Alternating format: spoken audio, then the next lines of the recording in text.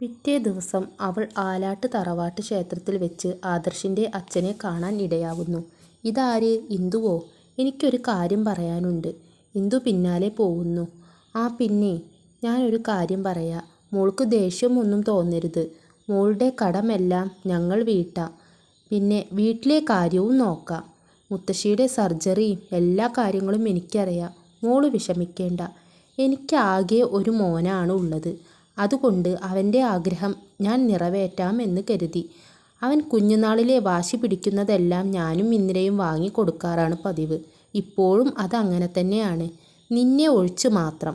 പക്ഷേ അവന് വേണം എന്ന് പറഞ്ഞാൽ പിന്നെ ഒരു രക്ഷയുമില്ല. ഞങ്ങൾക്കത് നിറവേറ്റാതിരിക്കാൻ കഴിയില്ലല്ലോ." ഇന്ദു പെട്ടെന്ന് എന്തൊക്കെയോ പറഞ്ഞ് ദേഷ്യപ്പെട്ട് പൊട്ടിത്തെറിക്കുന്നു. അവൾ വായിൽ വരുന്നതൊക്കെ പറയുന്നു. അവൾ അവിടെ നിന്ന് ഓടിപ്പോയി.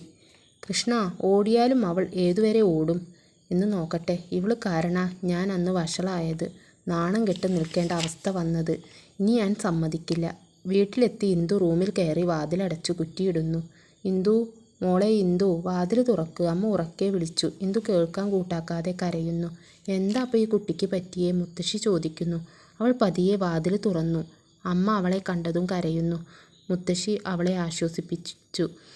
അവൾ കാര്യങ്ങൾ എല്ലാം തുറന്നു പറഞ്ഞു. മുത്തശ്ശി അവളെ കെട്ടിപ്പിടിച്ചു. "ജോലി ഒഴിവാക്കാനും കോലമില്ല. വീട്ടിലെ അവസ്ഥ ആലോചിക്കുമ്പോൾ എങ്ങനെ ജോലി ഇപ്പോൾ ഒഴിവാക്കുക?" അങ്ങനെ വാർഷികം ഇങ്ങെത്തി. വൈകിട്ടായിരുന്നു കലാപരിപാടികൾ. അന്ന് സ്കൂളിലേക്ക് ചാരു വന്നിരുന്നു. അവൾ ഇന്ദുവിനോട് കുറേ സംസാരിച്ചു. ഇന്ദുവിനാണെങ്കിലോ അതൊന്നും കേൾക്കാൻ ഒരു കൂട്ടവും ഉണ്ടായിരുന്നില്ല. പെട്ടെന്ന് ബാലൻ മാഷ്, "ഇന്ദു ടീച്ചറേ, ആ കുട്ടികളുടെ കലാപരിപാടികളാണ് അടുത്തത്. അവർ റെഡിയായോ? ഒന്ന് പോയി നോക്കൂ." അവിടെ ആലാട്ടിലെ ആദർശിൻ്റെ അച്ഛനും അമ്മയും ആദർശും മറ്റുള്ളവരെല്ലാം വന്നിരുന്നു. ഇന്ദുവിനെന്തോ ഒരു ഭയം ഉള്ളിൽ കടന്നുകൂടി. ആദർശിനെ കണ്ടതും അവൾ ഭയന്നു. ആദർശ് അവളെ കണ്ണെടുക്കാതെ നോക്കി. അവൾ ഒഴിഞ്ഞു മാറി.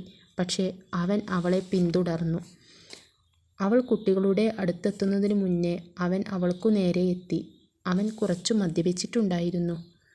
പെട്ടെന്ന് അവൾ ഓടുന്നതിനിടയിൽ അവനെ കൂട്ടിമുട്ടി. അവൾ വീഴുന്നു.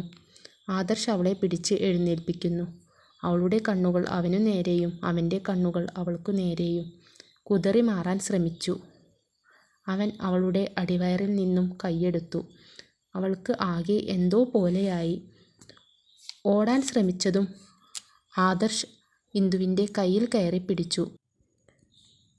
മദ്യലഹരിയിൽ അവൻ പിടിവിട്ടില്ല. അവൾ ഭയത്താൽ കുതറി മാറി ഓടി. കിതച്ച് കുട്ടികളുടെ അടുത്തെത്തി. ഒന്നും പറയാൻ കഴിയുന്നില്ല. അവിടെ നിന്ന് ചിരിച്ചു പോവുകയാണ് ആദർശ്.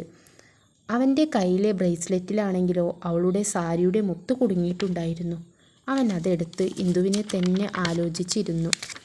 അങ്ങനെ വാർഷികം കഴിഞ്ഞു. പിറ്റേ ദിവസം സ്കൂൾ അവധിയായിരുന്നു. ഇന്ദു നല്ല ഉറക്കത്തിലാണ്. ഒരുപാട് ക്ഷീണമുണ്ടായിരുന്നു അവൾക്ക്. ആലാട്ടിൽ നിന്ന് ആദർശും അവൻ്റെ അമ്മയും ഇന്ദുവിൻ്റെ വീട്ടിലെത്തി. ഇന്ദുവിനെ പെണ്ണ് ചോദിക്കാനായിരുന്നു. ഇന്ദുവിൻ്റെ അമ്മയ്ക്ക് അവരോടെന്തു പറയണമെന്നറിയില്ലായിരുന്നു. കാരണം അവർ ഇപ്പോൾ താമസിക്കുന്ന വീട് ആദർശിൻ്റേതായി കഴിഞ്ഞിരിക്കുന്നു. പെട്ടെന്ന് ആദർശിനൊരു ഫോൺ കോൾ വരുന്നു. ആദർശിൻ്റെ അമ്മയും ഇന്ദുവിൻ്റെ അമ്മയും കൂടെ സംസാരിച്ചു നിൽക്കുന്നു.